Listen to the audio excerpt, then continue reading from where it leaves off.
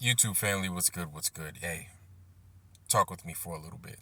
So I'm looking at the Flat Earth channel's latest video from Pastor Locke. I don't know how I feel about that, but I'll be honest with you. So just watch the video, which I'm going to go ahead and I'm going to leave in the description box just in case you hadn't seen it. And Pastor Locke basically puts his nuts out on the table and challenges the rest of the Flat Earth community, namely Dr. or rather Professor Dean Odell. Listen, listen.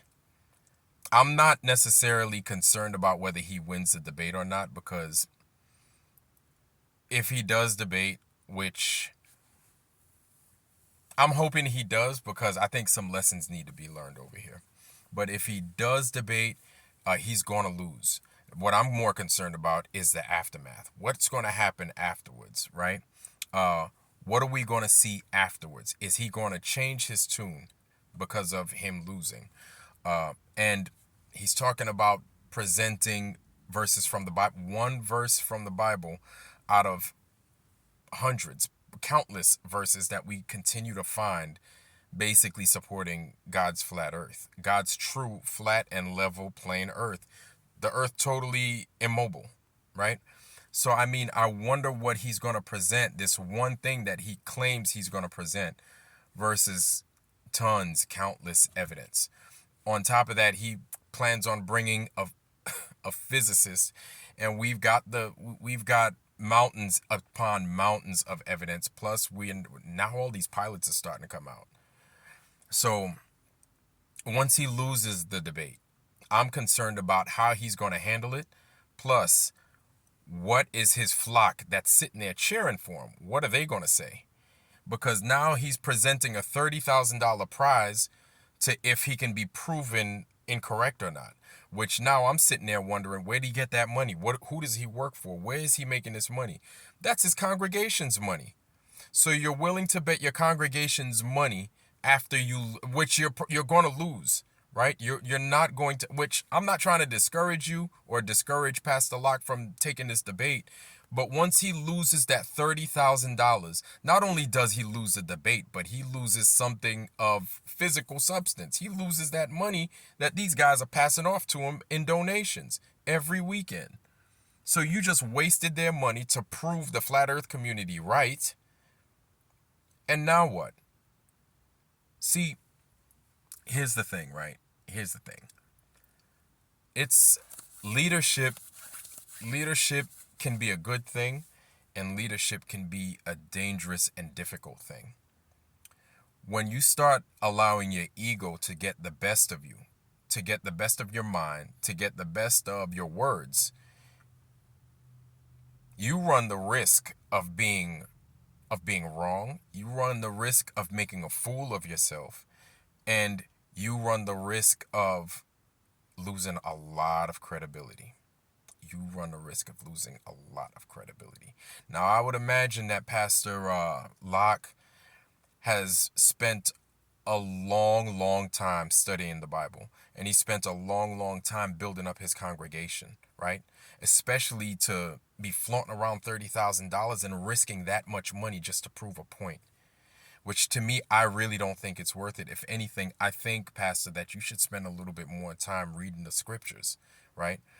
I could tell you, I'm not trying to get into the whole history of it all, but I could tell you just the benefit of understanding and coming to what the flat earth truly is has gotten me into reading the scriptures. And I don't need no Catholic school to do it for me. And I don't have to have my parents on my case to have me do it.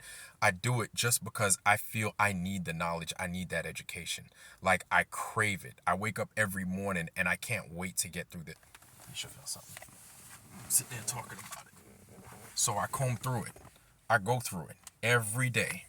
Every day. I got that. Plus, because I ain't got a Catholic Bible. You know what I'm saying? Got my Apocrypha as well. It might look backwards to y'all, but I don't know how to fix that thing. I don't know how to change the camera's settings or nothing like that.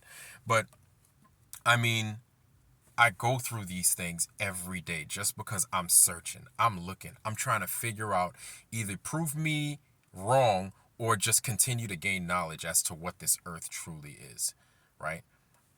I definitely know it's not a ball flying through space. He's the Lord, the Most High says it right in there. It's immovable, right? It doesn't go anywhere.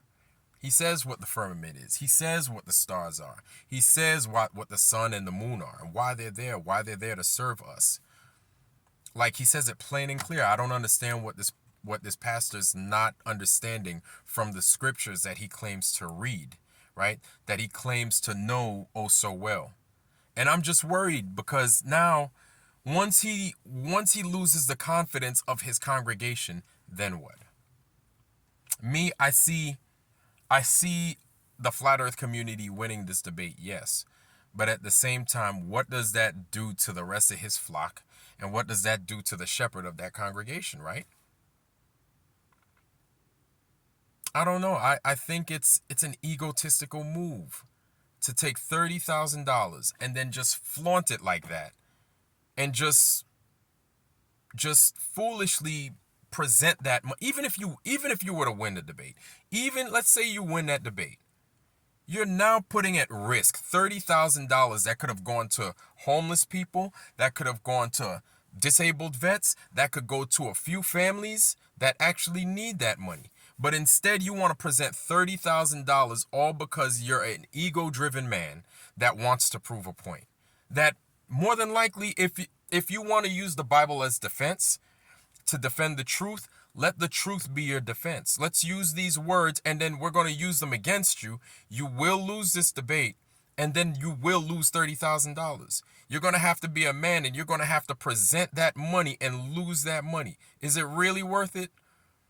Is it really, really worth it?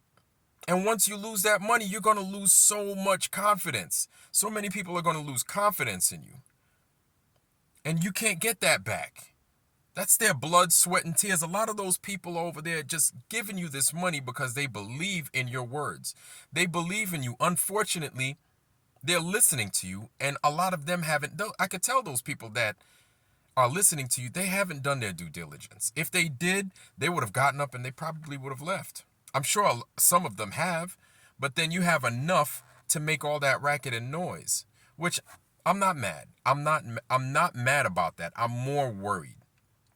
And also, like I wonder what is it that you're going to do? What are you going to do after you lose this debate? Are you truly going to repent?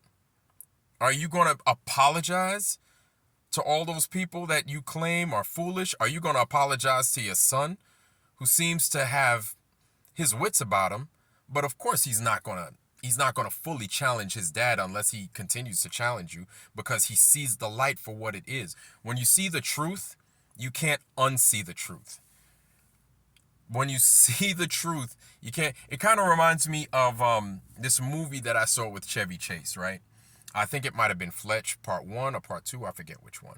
But Chevy Chase is in there, and then he is eating these meatballs. He's eating these meatballs, he's loving them, he's knocking them out the park. And as he eats them, he can't get enough of them. He breaks a record of eating all these meatballs. And then he asks a question. Now I'm paraphrasing. He's like, "Man, these are good. These are delicious. What are they?" And then they're like, "They're goat nuts. They're goat balls." And then you just see him spit them all out. And then of course they change. They change the scene. That's kind of like seeing the truth. Once you know the truth about something, once you see the truth about something, you can't go back.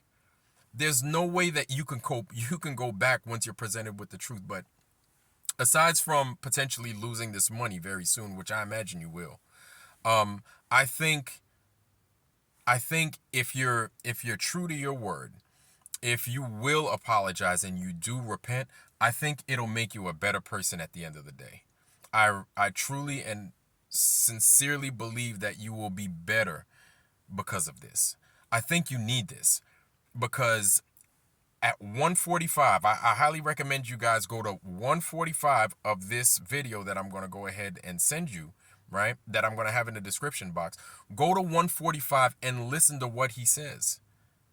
Like, that is a very bold claim that you're making. It's bold because it's almost out of total ignorance. You're not thinking about,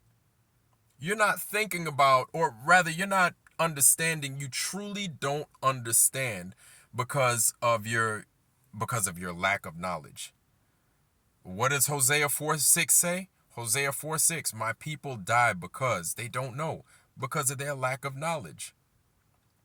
And then a bunch of other stuff after that. So because of your lack of knowledge, Pastor Locke, like you're willing to risk it all.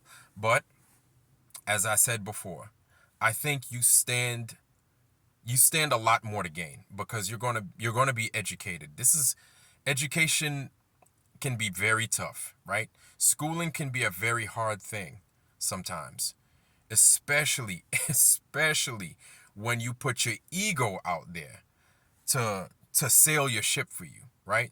To carry you through and to make you win. You, I'm not gonna say you're a loser or you're gonna lose. I don't want. It's not that I don't want you to lose, but I feel as if this is a foolish move on your end. If you're watching, you're probably not. You could probably care less. But I feel that this is very foolish for you to take these people's money and to do this. This, look, Pastor Locke, good luck. Good luck. You're going to need it. You're going to need it. You're going to need every heavy hitter in your corner. And hopefully, for your sake, Pastor Odell doesn't make it. He's got a million things, or he chickens out or something. I doubt it. I doubt it. And you stand to lose a lot, but I think you stand more to gain at the end of the day. I think it'll make you a better man. It'll definitely make you a more humble one, but it will make you a better man at the end of the day. And it doesn't matter how old you are, man. We all get a licking from time to time. Some of us get ours early in life, right? And some of us get ours, but then again, we need a tune-up from time to time. You're about to get a tune-up here. You're about to get a tune-up here, so stand by. YouTube family, that's all I got for y'all. I wish y'all nothing but the best. Health, wealth, love, joy, prosperity. Check out 145 of this video that I'm going to put in the description box. Most of all, wisdom. Wisdom. Be wise. Be wise. Be wise. Be careful. Also, make sure you guys are taking your lime, drinking your limes, drinking your garlic water. Make sure you're eating right. And you're drinking and eating the things that you need to be drinking in this season of change, because a lot of people are getting sick around us. So in order to prevent that, you want to stay ahead of it all. Make sure you're eating your good stuff. You guys, I love y'all. Nothing but the best. All that I said earlier. And with that, I'm out. Peace.